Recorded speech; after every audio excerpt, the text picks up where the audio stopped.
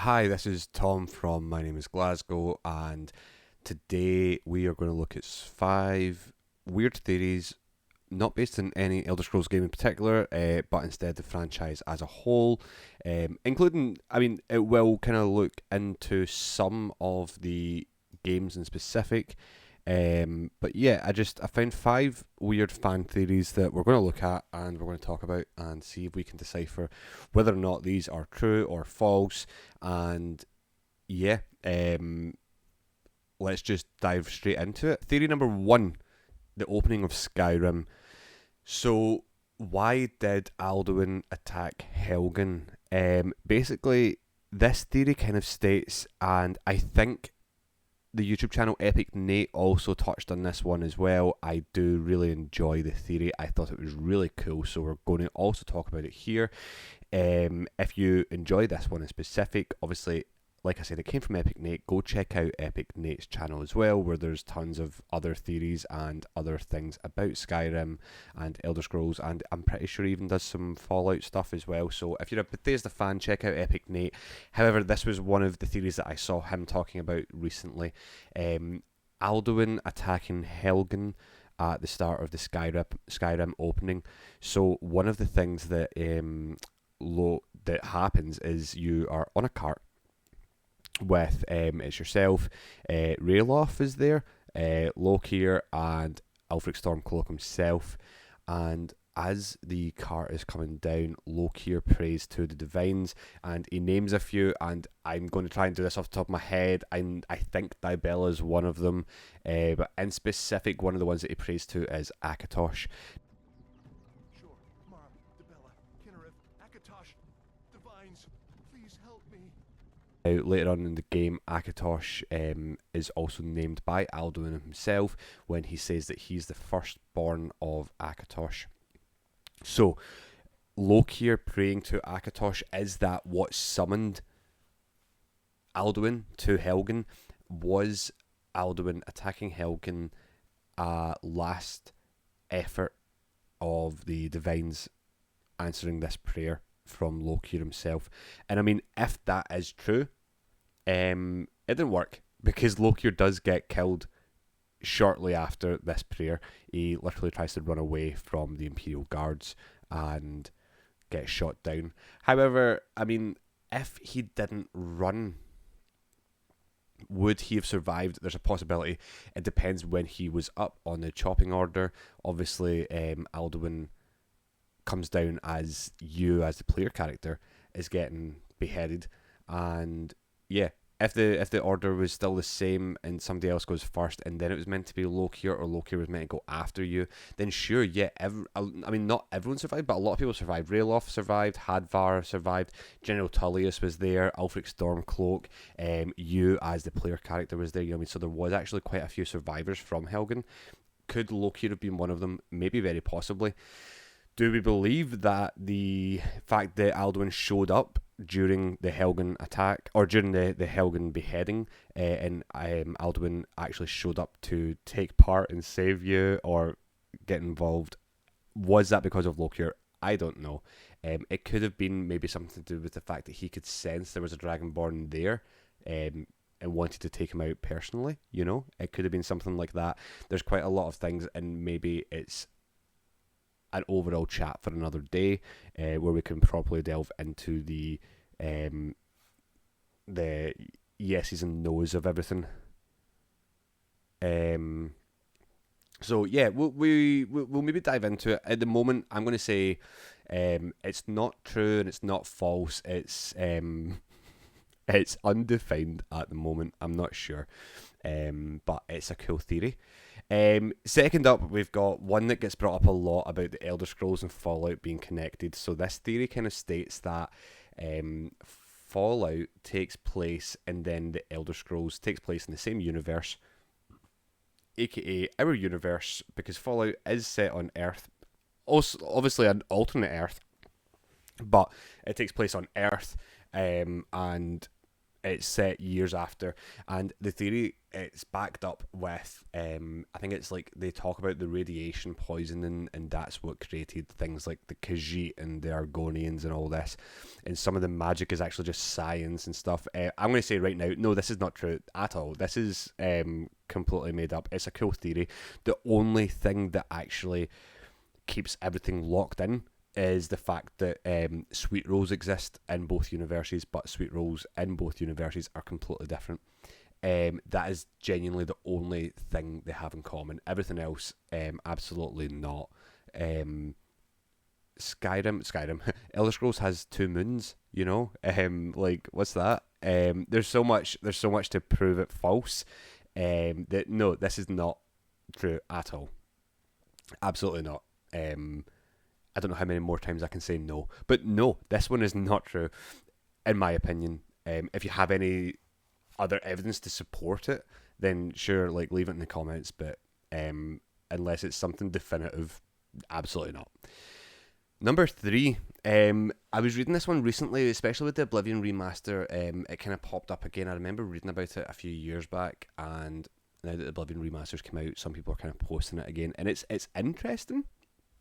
The Oblivion character, the hero of Kvatch, was he created by the gods literally minutes before the Emperor and the Blades come into the prison cell. So to back this up, it's just the fact of, there's no memories of anything before that. Why is the hero Kvatch in prison in the first place? There's a lot of unanswered questions. Do we believe it's true? Again, no. Only because, like, it's the Elder Scrolls thing, isn't it? Morrowind, we're a prisoner on a boat. Yes, we get some backstory behind that. We hear, I'm pretty sure it's Azura, isn't it, that's talking at the start of the game and gives you a little bit of backstory. But it is just the Elder Scrolls opening. You're a prisoner, escape this tutorial dungeon, and then have fun in the free open world. I don't think the player character was just created. I think he was, or she, was a character roaming about Cyrodiil, has been imprisoned for something. I did hear an interesting one that we'll look at in the next video that talks about where they framed and what did they actually do, you know. But I don't believe they were created by the gods. I think, if anything, it would be like a prophecy thing, and that's why Euroseptim would have been seeing this character in his dreams, because it's more of a prophecy thing that they had to be in the right place at the right time. Why were they in that cell that was meant to be kept closed? We actually spoke about this on a live stream the other night as well. Like the Emperor doesn't know when he's going to die. He knows it's coming, and he doesn't know it's the Mythic Dawn, but he does know that things are coming his way. The Blades and the Imperial Watch don't know that, so, it could have been an accident that they were in that cell. That's all it is an accident that character was in the cell at the time when the Emperor had to make his escape. It's really just a story of someone being in the wrong place at the wrong time. And we can actually delve into the Hero of Kvatch a little bit in a later video, because we actually spoke about it just last night on a live stream and got into a lot of detail about the Hero Kvatch. That was actually really interesting, and why the Hero Kvatch is so different from every other protagonist from an Elder Scrolls game. But were they created by the gods? Basically, when you start the game, no, I do not think so.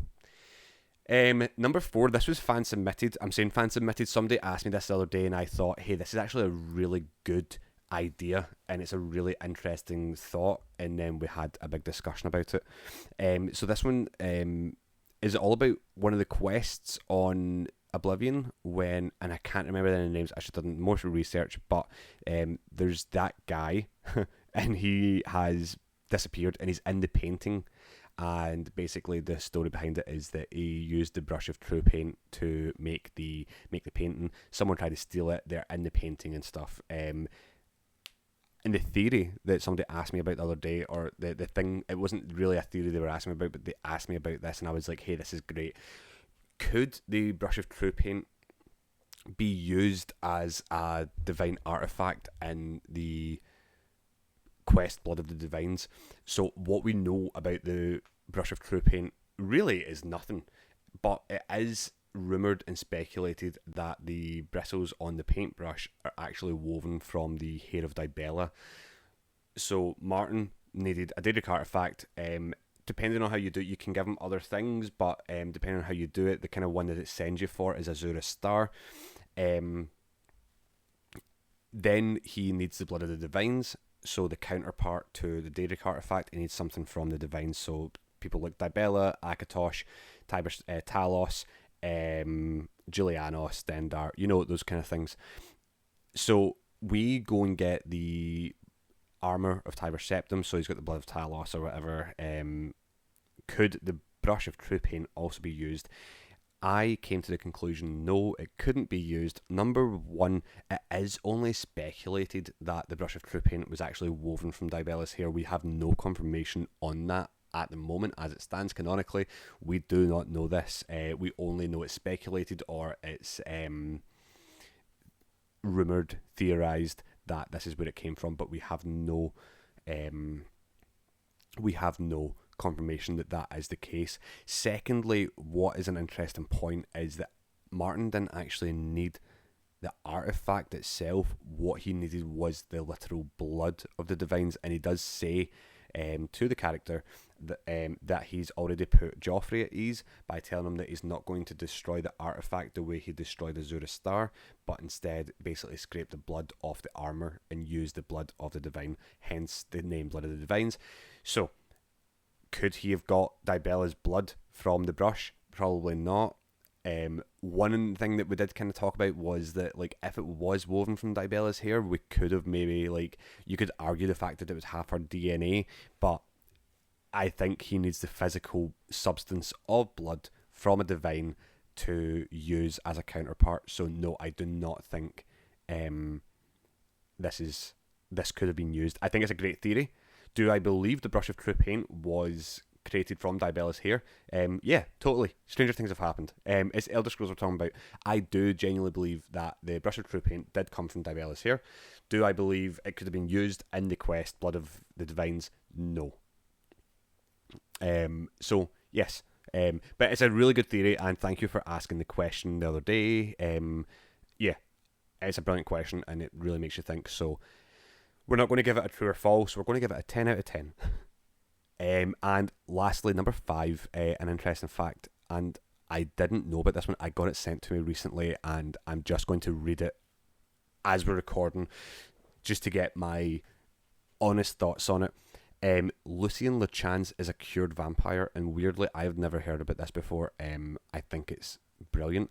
The exact excerpt that I've been sent from someone says Vincente Valtieri mentions that he joined the Dark Brotherhood 200 years ago, and that when he first joined, the sanctuary was controlled by a different speaker. Lucien assumed the role of speaker after her death on a mission. Unless the speaker was an elf, that would have to have been a very long time ago. Sorry, I don't know why I missed reading that up there. Not to mention, Teneva says that Lucien raised/trained both him and Achieva, and that they consider him a father, despite his not appearing that much older than either of them. Then in brackets, he looks in his early 30s at most. Lucien is a former vampire who, for whatever reason, grew tired of vampirism and had himself cured. I think that's brilliant. I've never thought about it. You get all this information in the Elder Scrolls and in Oblivion and stuff, and I've never thought about it. Honestly, it's something that's never really crossed my mind. Do I believe he's a vampire that's been cured? I mean, possibly after reading that, like, yeah, maybe. I think there's a high chance that that could be true. I would need to properly look into Lucien Lechance's backstory, but we will give it a possible, absolutely possible. I think that's beautiful. That is absolute cinema, if true. And we will look into that in a little bit more detail, just to see if what we can come up with. But that was 5 interesting fan theories about the Elder Scrolls lore. If you have any other theories, please leave them in the comments below. And yeah, send me anything like that. And if there's other things you want, we're in the process of making a big kind of lore dive into everything that will be done in different parts, and we're going to get on with making that very, very soon. So if you need history lessons or anything, this should be the place to come to for all history lessons on Elder Scrolls lore. But yes, thank you for watching this one. My name's been Tom. This is the Mynameisglasgow YouTube channel, and come back next time for 5 more interesting fan theories